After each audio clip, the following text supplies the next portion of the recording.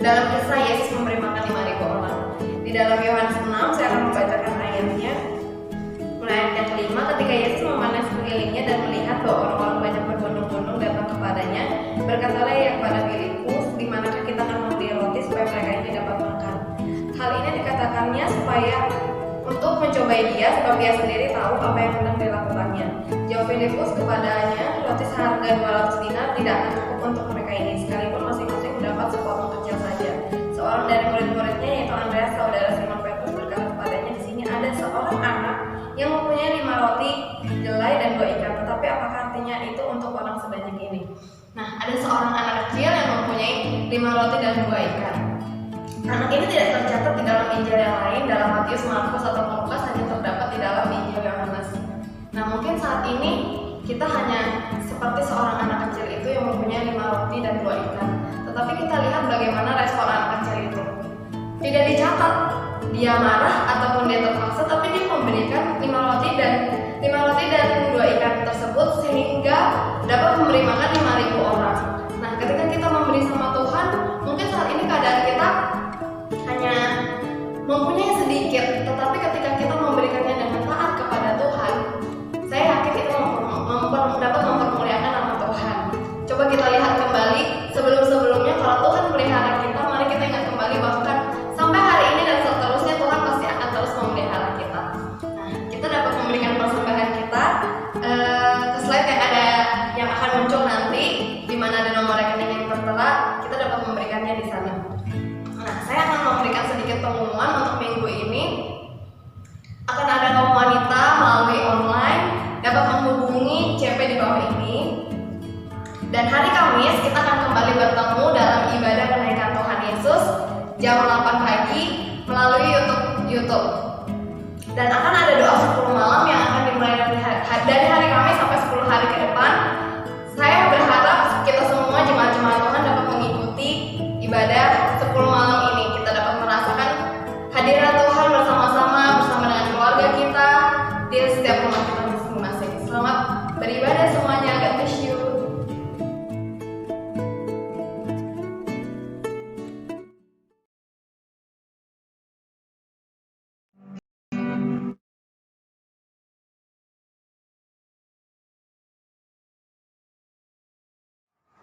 Salam, selamat pagi Bapak Ibu Saudara yang kasih Tuhan. Senang sekali pagi hari ini kita bisa kembali lagi bertemu di ibadah online GBT Anugerah Kasih Raya. Bukan suatu kebetulan kita diberi kesehatan oleh Tuhan. Kita tahu kita masih di tengah-tengah pandemi yang melanda negeri kita, tapi saya percaya Tuhan Yesus selalu ada buat kita. Amin, saudara. Haleluya. Mari pada pagi hari ini saya ajak kita semua untuk tundukkan kepala, kita sama-sama merendahkan hati kita mulai ibadah kita dengan berdoa kepada Tuhan. Terima kasih Tuhan Yesus, terima kasih Bapa di surga. Kami bersyukur ya Tuhan, pada pagi hari ini kami masih diberikan kesempatan untuk beribadah kepada-Mu ya Tuhan. Tuhan, kiranya Engkau berkati setiap kami ya Tuhan, agar kami bisa dengan seluruh hati datang kepadamu, menyembah Engkau, meninggikan nama-Mu ya Tuhan. Tuhan, kami bersyukur Kau masih memberikan kesehatan bagi kami, Kau masih melingkupi kami, Kau masih memberkati keluarga kami ya Tuhan. Biarlah ya Tuhan, pada pagi hari ini kami menaikkan setiap pujian kami, syukur kami kepadamu ya Tuhan, karena Kau begitu baik bagi setiap kami. Terima kasih Tuhan, terima kasih Yesus, Kau berkati ibadah kami ini ya Tuhan. Biarlah semuanya untuk kemuliaan nama-Mu. Hanya di dalam nama Tuhan Yesus Kristus sebagai yang percaya. Amin. Haleluya. Mari kita bersukacita bersama-sama. Kalau Bapak Ibu Saudara ingin bangkit berdiri, boleh kita sama-sama semangat memuji Tuhan.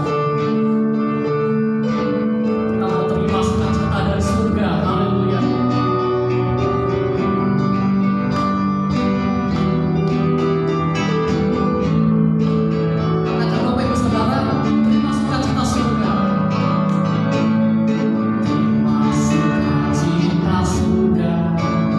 Itulah kekuatan bagi jiwa, dapat merasakan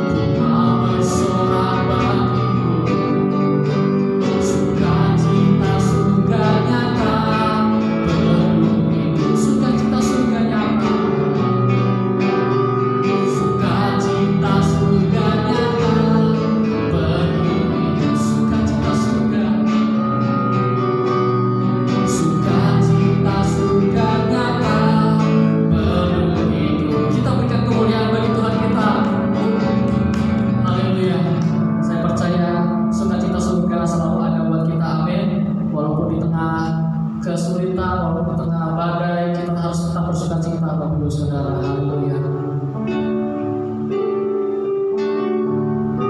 Terima kasih Tuhan. Jiwa kami merindukan Tuhan Yesus.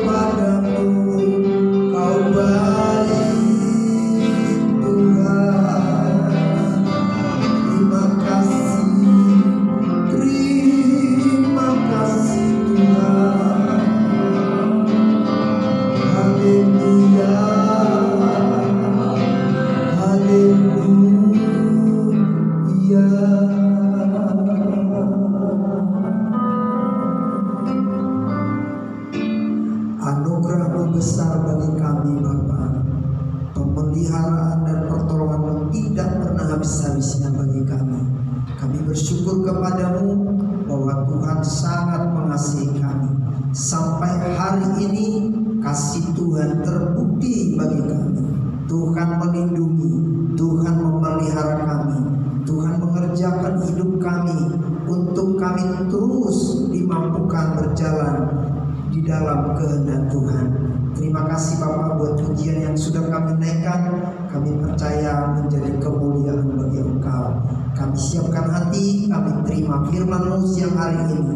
Biar Engkau memberkati kami, Roh Kudus bekerja sehingga tiap firman yang Kau sampaikan itu menjadi berkat bagi kami. Dalam nama Yesus kami berdoa, haleluya. Amin. Shalom. Shalom saudara-saudara. Ya, puji Tuhan. Hari ini mari kita siapkan hati kita untuk terima firman Tuhan yang terdapat di dalam Yesaya pasal yang ke-40. Yesaya pasal 40 kita baca mulai ayat 29 sampai dengan ayat 31. Yesaya pasal yang ke-40 ayat yang ke-29 sampai dengan ayat 41. Firman Tuhan berkata seperti ini. Saudara-saudara yang di rumah, kita semua, mari kita buka Alkitab kita. Kita baca bersama-sama. Kita ikuti pembacaan ini, kita hayati, kita simak baik-baik. Sudah semua? Ayo kita baca bersama-sama Yesaya 40 ayat 29 sampai ayat yang ke-31. Firman Tuhan berkata demikian. Dia memberi kekuatan kepada yang lelah dan menambah semangat kepada yang tidak berdaya. Orang-orang muda menjadi lelah dan lesu, dan teruna-teruna jatuh tersandung. Tetapi orang-orang yang menanti-nantikan Tuhan mendapat kekuatan baru. Mereka seumpama raja wali yang naik terbang dengan kekuatan sayapnya. Mereka berlari dan tidak menjadi lesu. Mereka berjalan dan tidak menjadi lelah. Amin. Puji nama Tuhan. Nah, saudara-saudara, bahwa pada pasal-pasal ayat-ayat ini, mulai dari pasal yang ke-40 sampai pada pasal yang ke-66, ayat yang terakhir dari kitab Yesaya ini, maka ayat-ayat ini atau pasal-pasal ini ditulis oleh Yesaya di akhir-akhir hidupnya, dan pasal-pasal ini menjadi satu nubuatan yang akan terjadi bagi bangsa Israel, karena bangsa Israel akan mengalami satu peristiwa yang membuat mereka merasa menderita. Nubuatan ini adalah satu nubuatan di mana kerajaan Babel yang pada waktu itu rajanya adalah Nebukadnezar akan datang memerangi bangsa Israel dan mengalahkan mereka, menghancurkan semua kota-kota, rumah-rumah, bangunan-bangunan, bahkan bait Allah. Dan bukan hanya sampai di situ, semua orang Israel ditawan, dibawa ke Babel, ya. Dan saudara-saudara, ini satu penderitaan yang berat yang akan terjadi waktu itu, yang dinubuatkan oleh Tuhan lewat Yesaya kepada orang Israel. Nah, oleh sebab itu saudara-saudara, di tengah-tengah mereka mengalami penderitaan yang demikian, ada satu nubuatan yang Tuhan sampaikan sebagai penghiburan, seperti yang kita baca pada ayat-ayat ini. Saudara, walaupun mereka mengalami penderitaan, namun ada satu pernyataan Tuhan berkata di dalam ayat-ayat ini. Dia memberi kekuatan kepada yang lelah dan menambah semangat kepada yang tidak berdaya. Orang-orang muda menjadi lelah dan lesu, dan teruna-teruna jatuh tersandung. Tetapi orang-orang yang menanti-nantikan Tuhan mendapat kekuatan baru. Mereka seumpama raja wali yang naik terbang. Dengan kekuatan sayapnya mereka berlari dan tidak menjadi lesu, mereka berjalan dan tidak menjadi lelah. Jadi ini menjadi satu penghiburan dan pengharapan yang disampaikan kepada orang Israel. Di tengah-tengah mereka akan mengalami satu kisah hidup yang sulit, ya. Di tengah-tengah kehidupan yang sulit itu, Tuhan memberikan satu penghiburan bahwa Tuhan akan memberi kekuatan kepada orang-orang yang menanti-nantikan Tuhan. Nah, digambarkan orang-orang tersebut adalah seperti burung raja wali. Sebabnya tema firman Tuhan pagi hari ini adalah seperti burung raja wali, ya. Nah, saudara-saudara, dalam kehidupan kekristenan kita, ya, apa yang kita alami hari-hari ini memang terkadang kita mengalami kehidupan yang sulit, keadaan yang membuat kita lemah. Ya, memang terkadang hidup kita bisa kita rasakan seperti orang yang beriman yang kuat.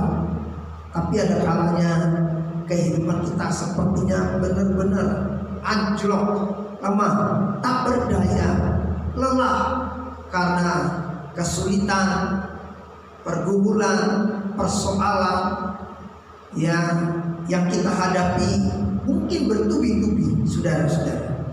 Tetapi satu pernyataan Tuhan, kalau orang-orang percaya datang menanti-nantikan Tuhan, maka orang itu akan mendapat kekuatan baru seperti burung raja wali. Nah, pertanyaannya, mengapa Tuhan memakai burung raja wali untuk mengumpamakan orang-orang yang berharap pada Tuhan, orang-orang yang menanti-nantikan kekuatannya, ya. Nah, saudara-saudara, karena burung raja wali memiliki kehidupan yang unik, ya. Nah, burung raja wali adalah burung yang bertahan hidup cukup lama, antara 40 tahun sampai 70 tahun. Hebat bukan? Seperti seusia manusia. Nah, saudara-saudara, burung raja wali kalau dia sudah hampir berumur 40 tahun, maka ini apa namanya? Paruhnya, ya, itu akan jadi tambah panjang dan akan jadi melingkar, setengah lingkaran sampai ke lehernya. Dan kemudian cakarnya itu juga akan jadi panjang, kuku-kukunya, sehingga tidak lagi kuat untuk menahan karena menyangkut garak panjang kukunya. Dan bulunya juga makin tebal, ya, semakin dia tua bulunya makin lebat, dan itu membuat dia berat untuk tidak lagi bisa terbang tinggi. Dan saudara-saudara, tadi paruhnya ini, mulutnya ini karena makin panjang jadi setengah lingkaran melengkung begitu, juga tidak bisa lagi mau bisa makan. Jadi itu menghambat dia makan. Nah, oleh sebab itu dia bisa kembali umurnya tambah panjang, hidupnya harus direstorasi, ya. Saudara-saudara, dia akan mengalami satu evolusi baru, peristiwa baru, sehingga mulutnya ini itu rontok kembali, bulu-bulunya rontok kembali, dan kuku-kukunya juga rontok kembali, sehingga saudara-saudara, disitulah akan tumbuh lagi bulu yang baru, cakar yang baru, dan paruh yang baru, sehingga dia bisa makan, dia bisa mangsanya lagi. Nah, oleh sebab itu mari kita lihat ada 3 hal yang unik yang digambarkan tentang burung raja wali. Burung raja wali ini yang pertama adalah memiliki pandangan yang tajam. Ya, saudara-saudara, Raja Wali memiliki kelebihan daripada burung lain karena pandangan matanya tajam. Tuhan ingin kita juga memiliki pandangan yang tajam, perasaan yang peka, dan kemampuan melihat sesuatu lebih daripada orang lain.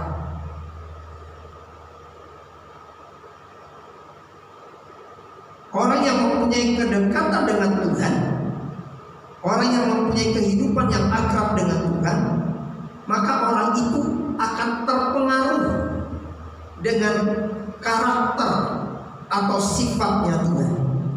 Dalam kehidupan sehari-hari kita membutuhkan pandangan yang tajam. Kita membutuhkan kejelian-kejelian yang tajam, iman dalam tiap keputusan dan pilihan kita. Orang yang menanti-nantikan Tuhan akan diberi pandangan iman yang tajam, sehingga tidak mudah diombang-ambingkan oleh persoalan dan permasalahan. Nah, saudara-saudara, menyikapi segala sesuatu yang kita hadapi sekarang ini, itu dibutuhkan pandangan yang tajam. Ya, pandangan iman yang tajam.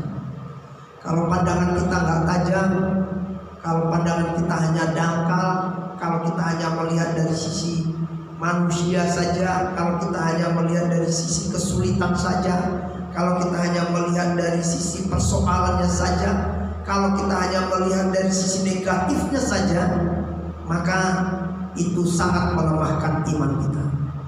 Nah, itu sebabnya dibutuhkan, saudara-saudara, kedekatan kita dengan Tuhan, supaya kita juga bisa memiliki sifat dan karakter dari Tuhan, sehingga kita melihat persoalan, keadaan yang terjadi dari sisi yang lain, dari sisi iman, dari sisi pandangan Tuhan, dan itu bisa membuat kita menjadi kuat. Haleluya. Nah, saudara-saudara, yang kedua, ya, Raja Wali bukan hanya memiliki pandangan yang tajam, tapi Raja Wali mampu mengubah kesulitan menjadi kesempatan. Ya, seperti yang saya katakan tadi, saudara-saudara, ya, Raja Wali tidak takut pada persoalan apapun. Raja Wali tidak takut pada angin yang keras. Dia tidak takut dengan badai yang kencang. Justru dia bisa bermain dikala justru angin kencang datang, dikala badai yang kencang datang. Saudara-saudara, dia bisa bermain di situ. Nah, orang-orang yang menanti-nantikan Tuhan dan berharap kepadanya akan memiliki kemampuan seperti burung Raja Wali yang tidak dipermainkan oleh keadaan dunia ini, yang tidak dipermainkan oleh gelombang kesulitan dalam kehidupan ini, tetapi justru kita bisa malah memuji Tuhan, bersukacita di tengah-tengah kesulitan. Saudara, kalau kita gambarkan seperti seorang perselancar, saudara bisa lihat, bisa menonton, bisa memperhatikan orang yang sedang bermain olahraga, berselancar di laut. Justru perselancar itu akan menari-nari justru di gelombang yang besar. Justru dia senang kalau ada gelombang yang besar. Dan apalagi kalau gelombang itu terus bertahan lama. Nah, di situ seorang peselancar justru senang. Di situ dia bisa mengayun-ayunkan selancarnya dan bermain-main di sana, menikmati arus gelombang yang besar itu. Di tengah-tengah dia bisa bermain. Nah, saudara-saudara, makanya seorang peselancar selalu mencari ombak yang besar, dan ombak itu yang bertahan terus menggulung sampai panjang.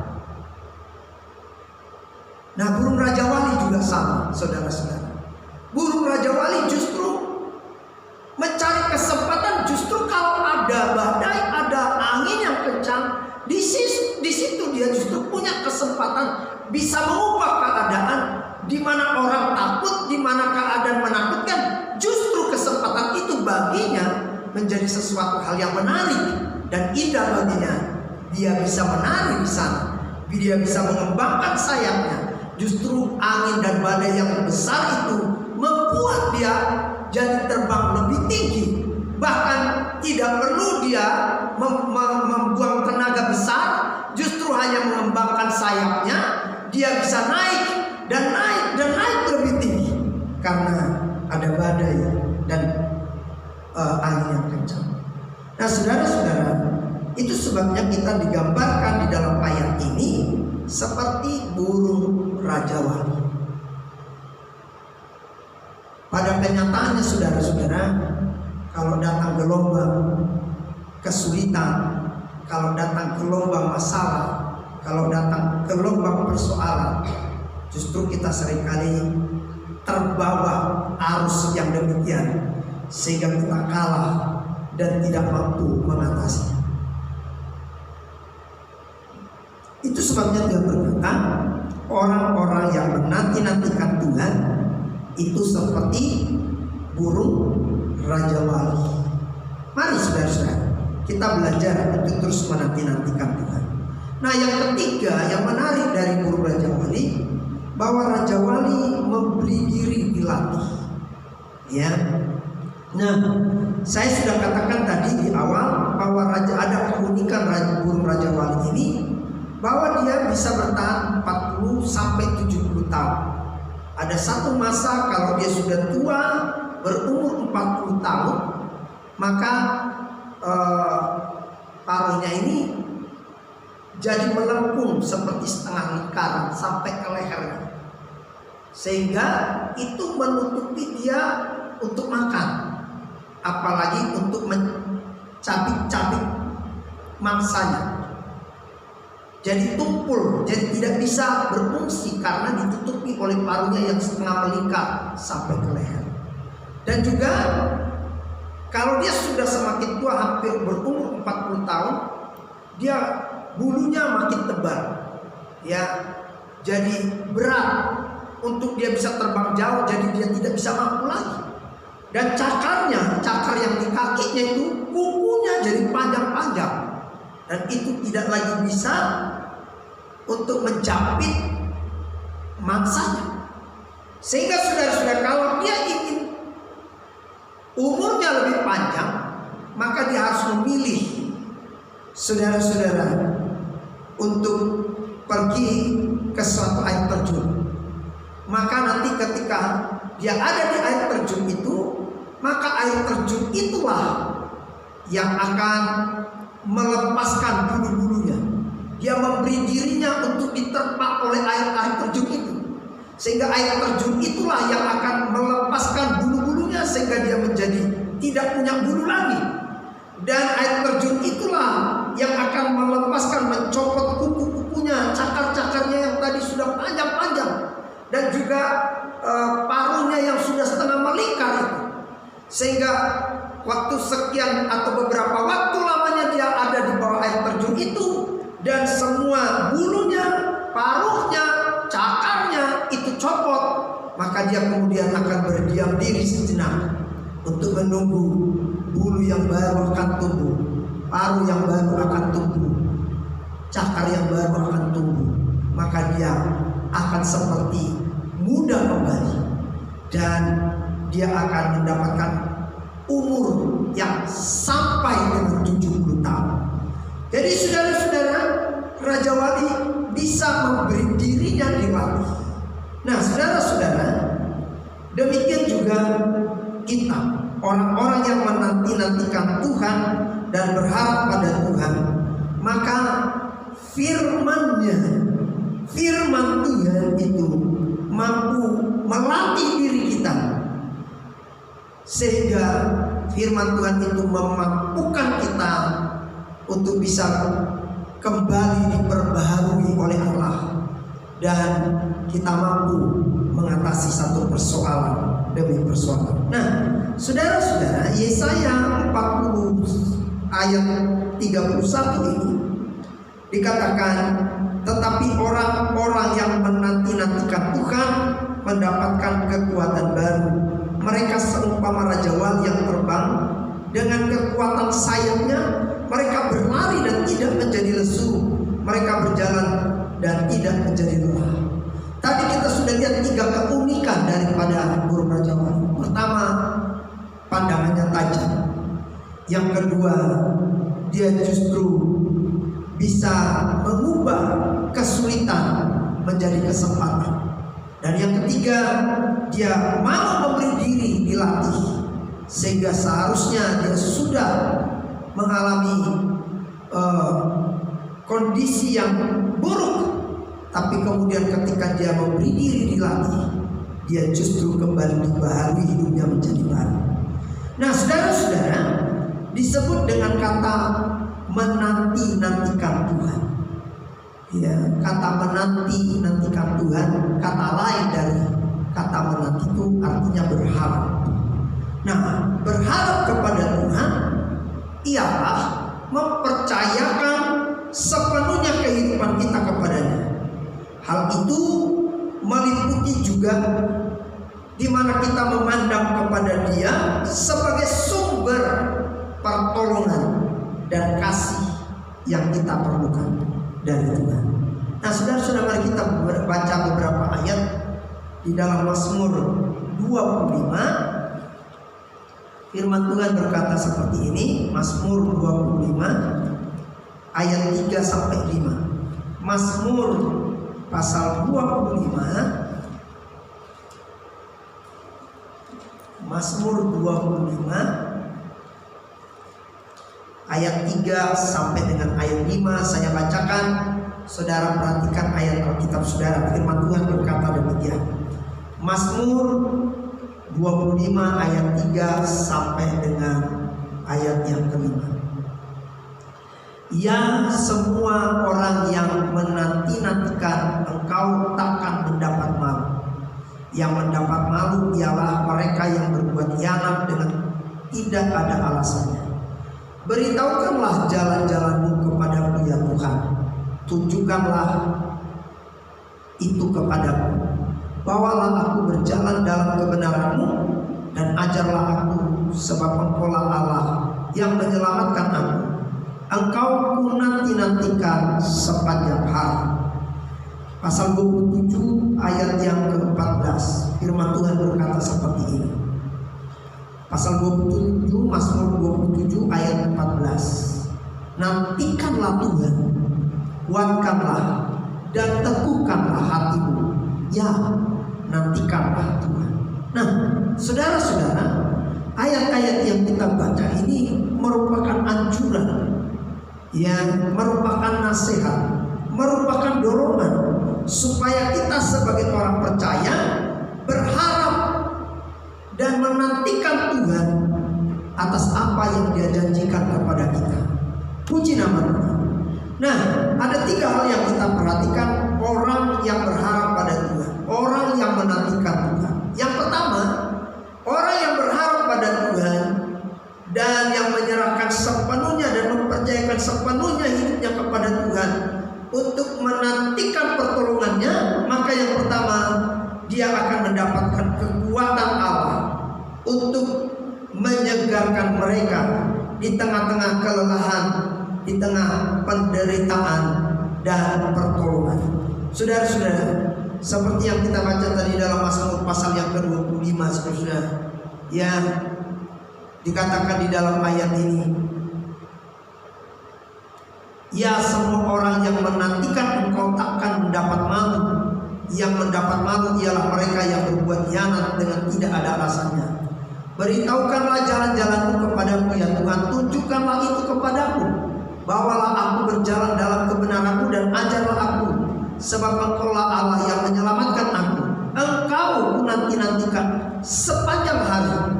Pasal 27 ayat 14. Nantikanlah Tuhan, kuatkan dan teguhkanlah hatimu. Ya, nantikanlah Tuhan. Jadi saudara, orang yang menanti-nantikan Tuhan akan mendapat kekuatan dari Tuhan. Untuk apa? Untuk menyegarkan mereka di tengah-tengah kelelahan, di tengah-tengah penderitaan dan cobaan. cobaan yang dialami. Saudara terkasih dalam Tuhan, tidak bisa kita pungkiri hari-hari ini kita merasa lelah karena persoalan kesulitan yang kita hadapi. Tapi saran, nasihat yang disampaikan oleh Tuhan lewat firman-Nya, satu solusi yang perlu kita lakukan adalah mari kita berharap, mari kita menanti-nantikan Tuhan, mempercayakan segenap kehidupan kita kepadanya. Maka saudara-saudara, Dia akan memberikan kita kekuatan, kemampuan.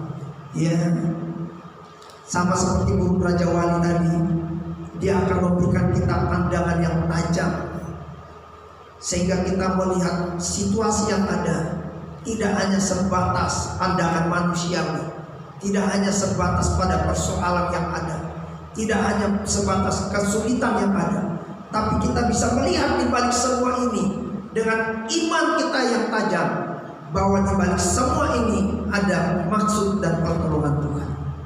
Haleluya.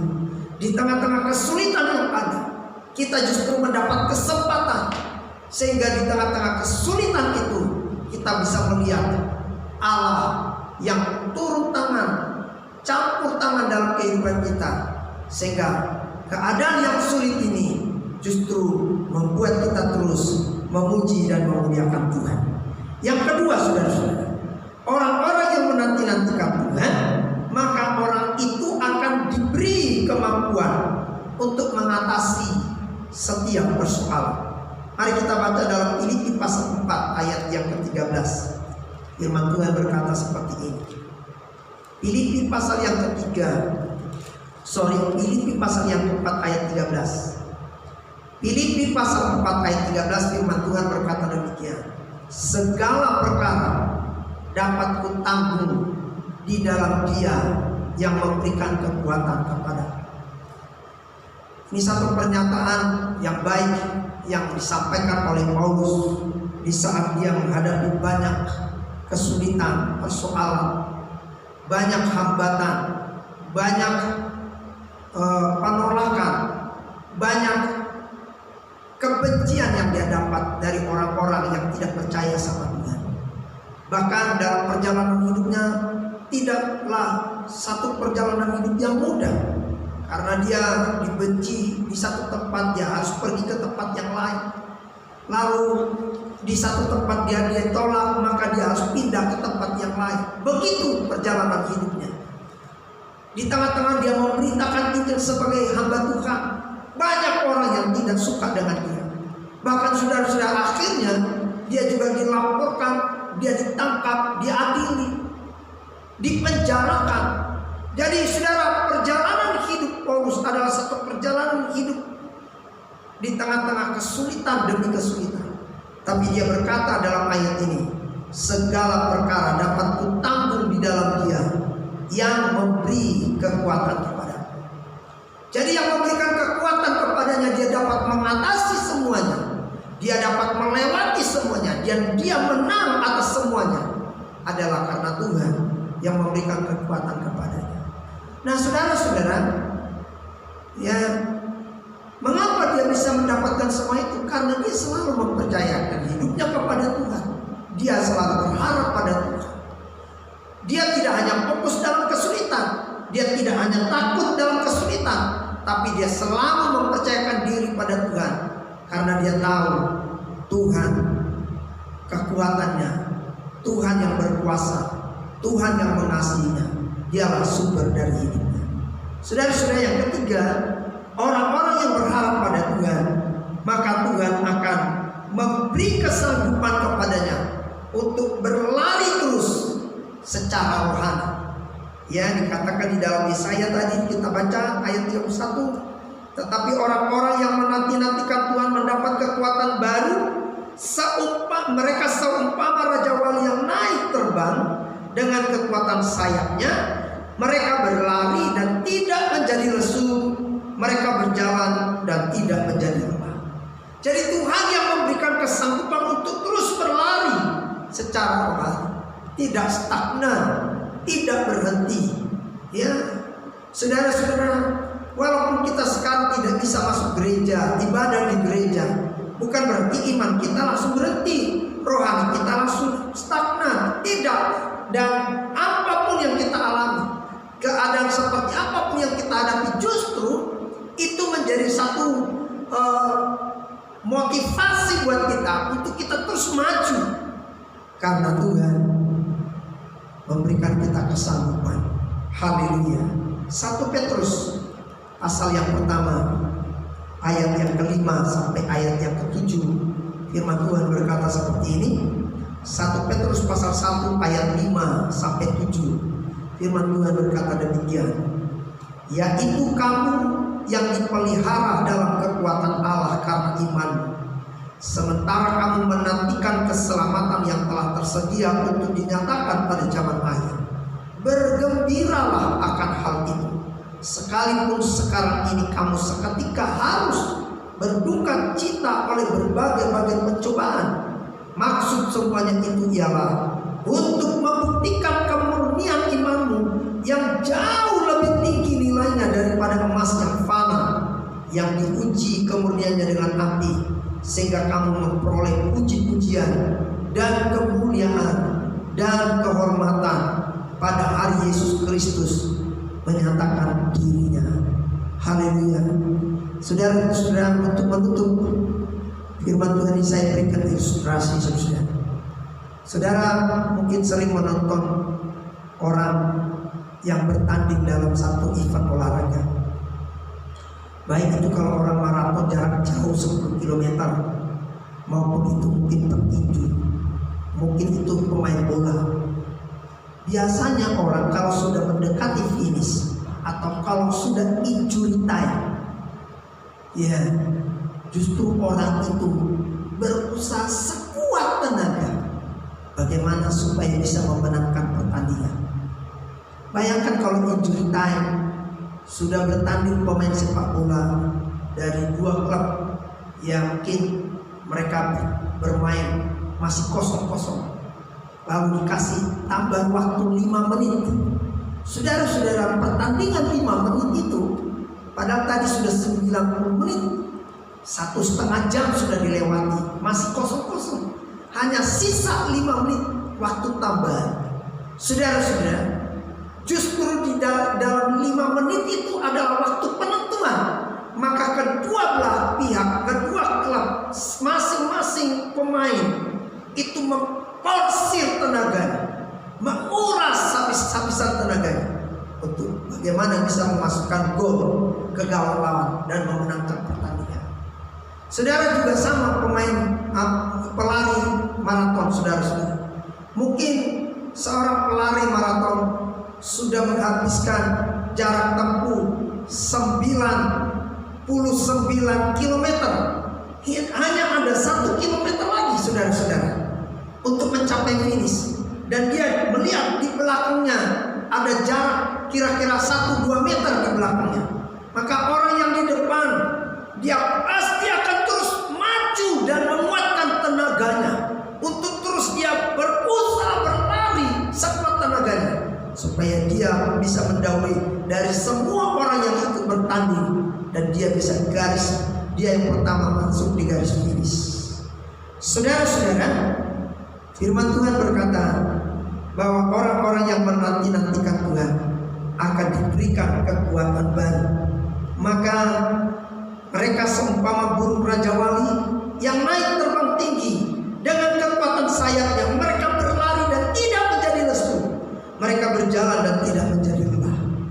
Gambaran burung raja wali tadi sudah kita lihat bahwa dia justru senang kalau datang badai. Saudara-saudara, fakta menyatakan justru kalau datang badai, datang persoalan, datang kesulitan, bagaimana mungkin kita bisa berlari lebih sungguh-sungguh? Bagaimana kita bisa berlari lebih kencang? Bagaimana kita bisa lari lebih cepat? Tidak mungkin, karena ada tantangan yang besar di hadapan kita. Tetapi Alkitab sudah menyatakan kalau kita menanti-nantikan Tuhan, kalau kita berharap pada Tuhan, bukan kekuatan kita, tapi kekuatan Allah yang mensupport kita, sehingga kita bisa lari lebih cepat dan kita bisa memenangkan pertandingan. Saudara-saudara, mari kita belajar seperti burung raja wali. Datanglah menantikan Tuhan, Serahkan segenap kehidupanmu kepadanya. Selalu belajar untuk mendekatkan diri kepadanya, supaya engkau bisa melihat bukan hanya dari kacamata kita sebagai manusia, tapi kita bisa mempunyai pandangan dan mata yang tajam seperti Tuhan. Kita bisa melihat di balik setiap kesulitan yang kita alami, di situ sesungguhnya Allah sedang membawa kita untuk naik terbang lebih tinggi, menikmati pertolongan demi pertolongan Tuhan. Sehingga kita berkata, sungguh Tuhan, Engkau baik padaku. Di tengah kesulitan, aku merasakan pertolongan-Mu tetap nyata dalam hidupku. Saudara-saudara, kiranya firman Tuhan ini boleh menolong kita, sehingga kita semua tetap yakin di tengah kesulitan yang kita alami, Tuhan ada bersama-sama dengan kita. Puji nama Tuhan. Mari kita nyanyikan satu pujian. Tuhan adalah kekuatan. Haleluya. Mari kita siapkan hati, kita memuji dan memuliakan Tuhan. Haleluya. Tuhan adalah kekuatanku. Terima kasih Tuhan, Engkau baik, Engkau mengasihi kami semua. Haleluya. Terima kasih.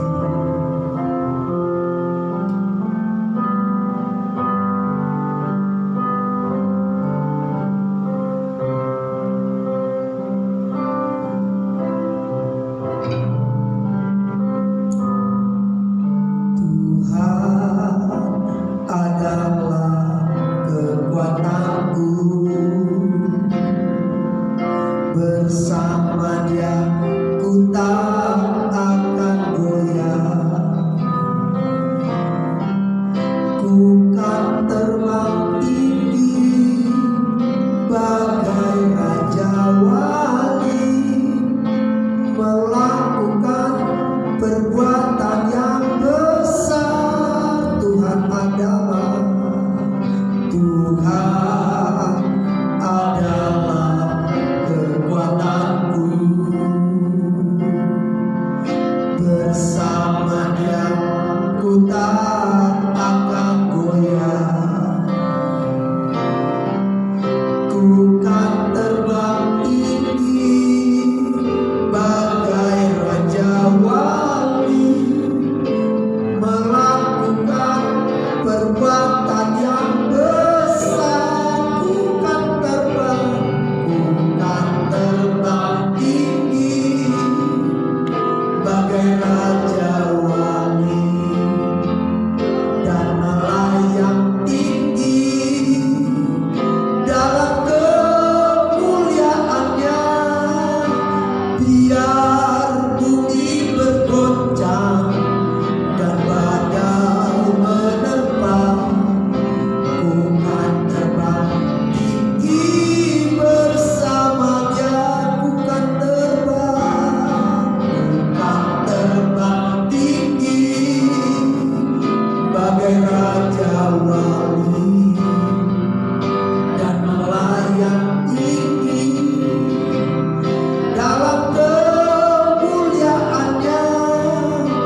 Biar bumi bergoncang dan badai menerpa, ku kan terbang tinggi bersama. Ku kan terbang tinggi, ku kan terbang tinggi bagai raja wali, dan melayang tinggi dalam kemuliaannya. Biar bumi bergoncang dan badai menerpa, ku kan terbang tinggi bersama Dia. Ku kan terbang tinggi bersama Dia. Ku kan terbang tinggi bersama Dia. Oh, haleluya.